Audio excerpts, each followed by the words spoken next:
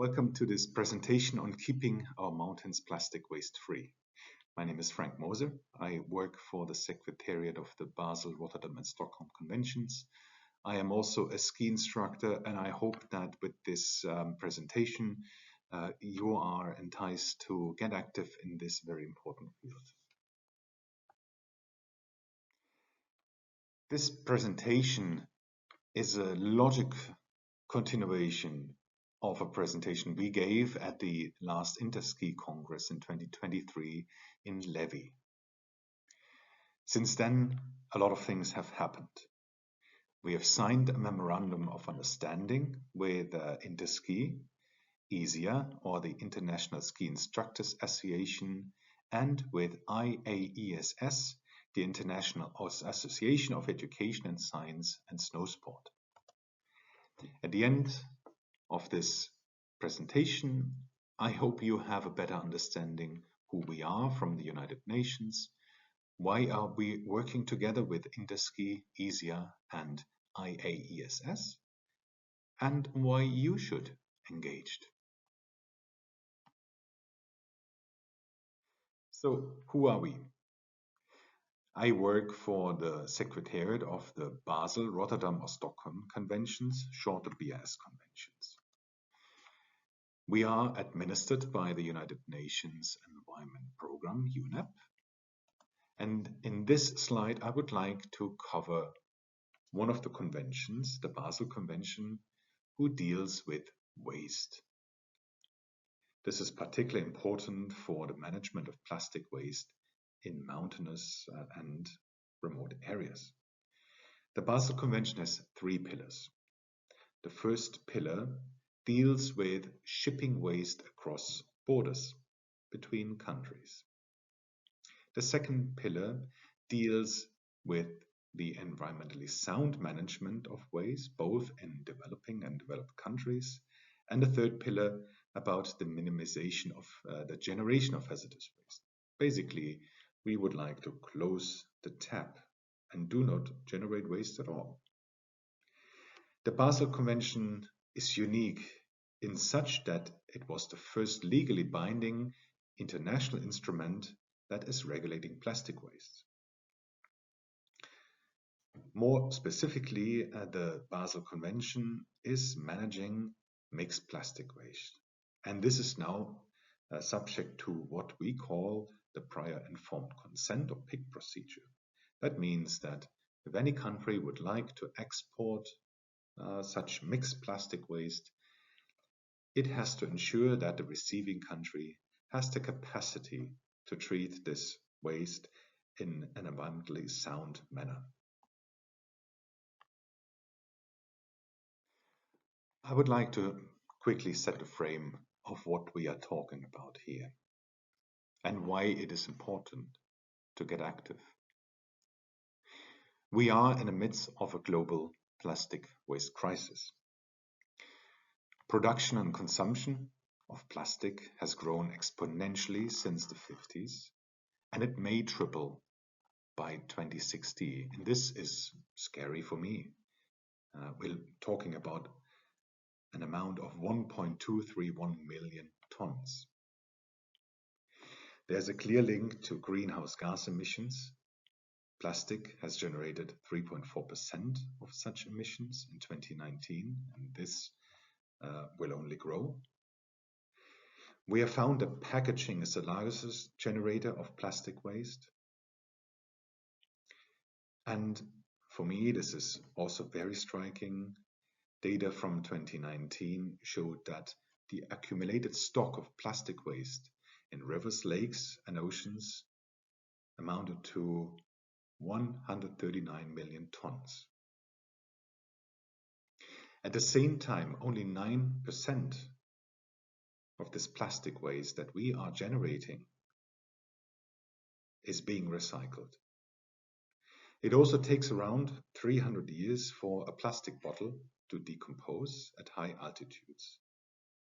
This is very important for this line of work we are talking about here. And also very important, and we are receiving growing evidence that chemicals used in plastics are an increasing concern.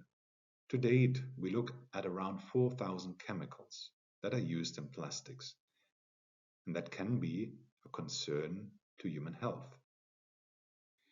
Plus, the link to biodiversity is obvious. Plastic pollution is lethal for many species. So what is the situation of plastic waste in the mountains? To respond to that question, I would like to cite a global survey from 2021 that has been undertaken with more than 1,500 mountaineers from over 70 countries. Two takeaway lessons that are really important. First, the plastic waste pollution in the mountains is increasing.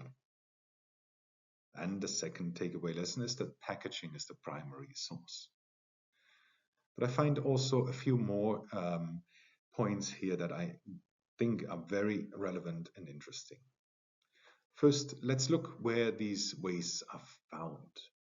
And I would have thought it's on the ascent and at the trailheads. But in reality, we find plastic waste all over the place, even at the summits. On the right side, you see the different types, and I've mentioned it before. The packaging is the primary source, but you see a bit an overview of what can be found. So why it is so important to manage plastic waste in the mountains? Obviously, mountains are important to us in the snowsport industry, as persons that love the mountains and like to go skiing and hiking. But mountains also play a critical role in societies. They serve as water repositories, and they do host half of the world's biodiversity hotspots. Yet mountains are vulnerable. We all know they're very prone to the changes of the climate. They are prone to react unfavorably to pollution and waste intake. And we have seen a plastic bottle takes 300 years to degrade.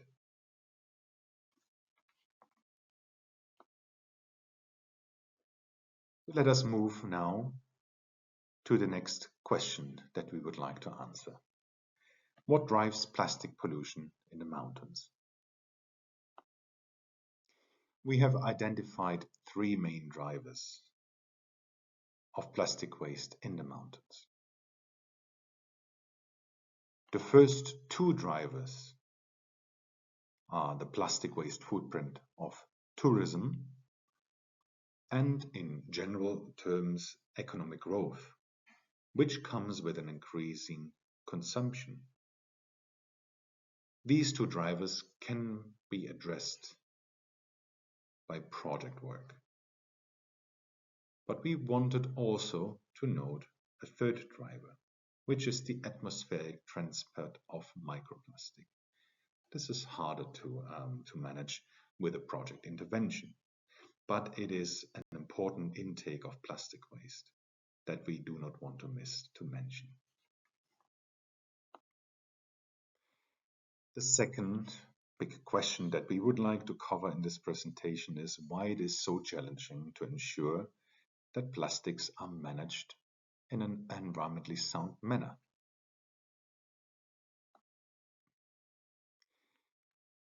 In the work of the BRS Secretariat, we have identified one single root cause for the challenges of plastic waste in mountains. And this is the fact that mountains are remote and that we do have limited resources, often linked to this remoteness. That in turn leads to an often insufficient legal institutional framework. We do not monitor, there is no spotlight on the mountains often enough, maybe in our regions in developing countries, but less so in developing countries. And because there is not a lot of spotlight and attention, there is not a lot of financing that moves into these regions.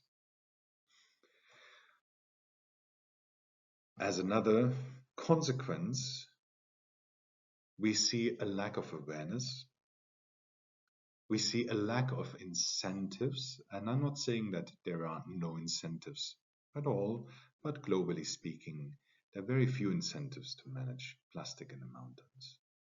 And even more importantly, there's a lack of infrastructure that enables those that are exposed to plastic waste to manage this in a sound manner. What we see as a consequence is that plastic waste is often burned with all of the negative effects that open burning provides.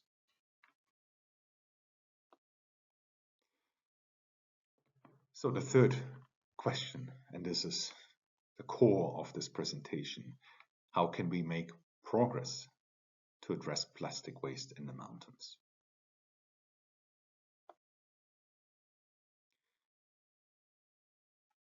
In general terms, in the BRS Secretariat, we have a set of 4 solutions that we can implement either individually or combine in our projects. These are the policy work. This is the stick. We have financing infrastructure. Let's call them the carrots. And we have this very important aspect of outreach. In the memorandum that we have signed with Interski, ISIA and IAESS, we focus on the outreach component, and I will come to that, what this means. So this is the core of this presentation. This is our cooperation for which we would like to ask your input. So how would this unfold? How will we, the BRS Secretariat and Interski, ISIA and IAESS work together? I would like to focus on the key items.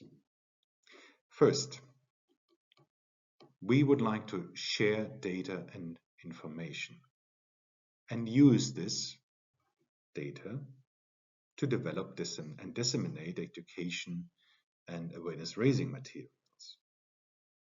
And more importantly, we would like to use all of the groundwork that we have done to inform the curricula for outdoor specialists, snow teachers, and to inform the development of code of conducts. We would like to also showcase what is already happening and what are the best practices. We produce videos, obviously, and we will participate in all sorts events. All of that is covered in the MOU, the Memorandum of Understanding. And it is the call towards you, the listeners to this presentation, to see how you can fit in this work.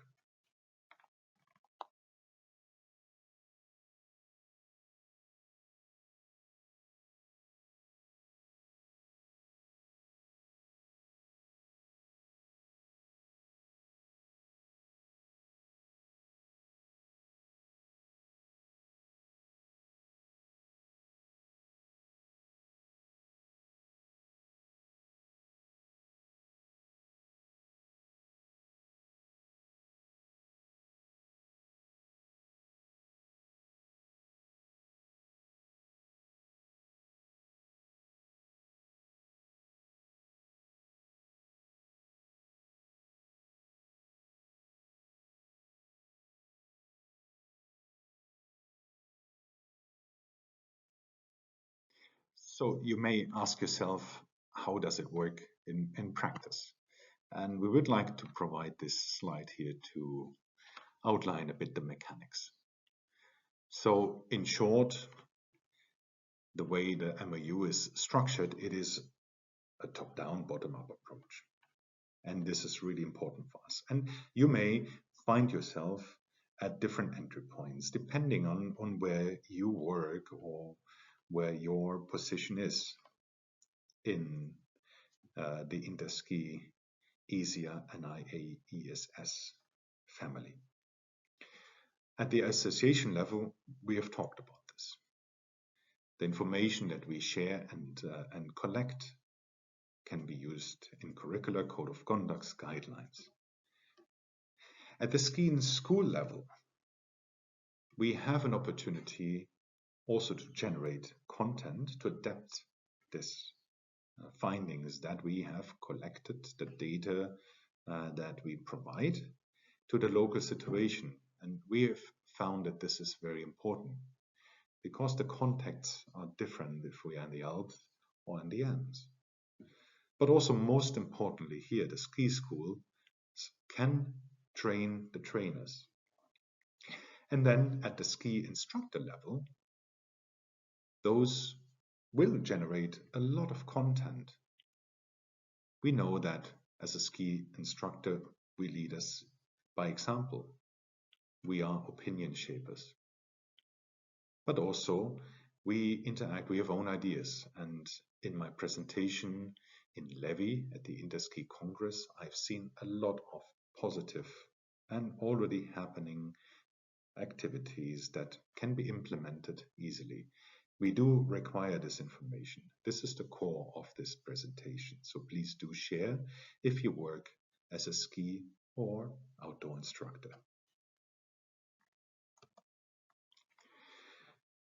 Very importantly, all of that needs to feed back through the ski school to the associations. And we come into the game by ensuring that all of these best practices, guidelines, code of conduct are shared even more widely and also are inserted into the discussion at the political level, at our conferences of the parties.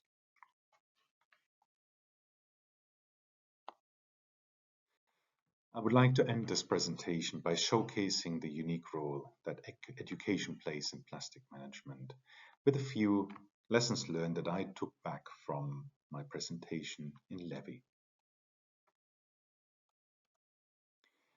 So let me end this presentation by showcasing some of the great stories that I have heard. And let me start with a quote that I received from Eric Shackleton, the board chair of the Interski Presidium. He points out that we are to act as role models, as guides, educators, and leaders, and that we are to show others how to preserve the environment for future generations. So role models, sharing, and most importantly, enjoy the snow and continue to enjoy the snow. Here are some more great examples of how easy it is to apply a more environmentally sound approach to plastic management. The first example here is an advice that ski instructor is providing to the students to avoid buying plastic bottles.